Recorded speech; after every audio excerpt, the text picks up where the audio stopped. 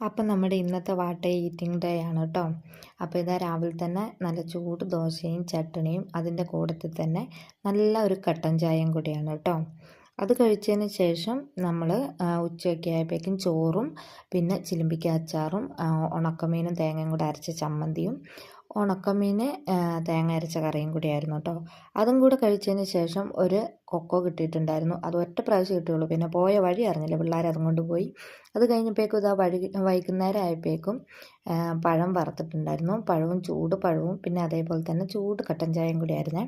രാത്രി ആയപ്പോഴേക്കും നല്ല കഞ്ഞിയും ചിലിപ്പിക്ക അച്ചാറും പിന്നെ ചമ്മന്തിയും പപ്പടവും കൂടി അതെല്ലാം കൂടെ കൂട്ടിക്കുഴച്ച് ഒരു കഴിക്കൽ കഴിച്ചു കേട്ടോ. നല്ല അടിപൊളിയായിരുന്നു, നല്ല ടേസ്റ്റായിരുന്നു മൂന്നും കൂടെ കൂട്ടിക്കുഴച്ച് കഴിക്കാൻ വേണ്ടിയിട്ട്. അതിന് ശേഷം ഇതാ ഞാൻ ഒരു പഴം, ആദ്യം പഴുക്കാത്ത ഒരു പഴവും നല്ല കട്ടൻ ചായയും കൂടി. അപ്പോൾ ഇത്രയേ ഉള്ളൂ കേട്ടോ നമ്മുടെ ഇന്നത്തെ ഫുഡ് അടി.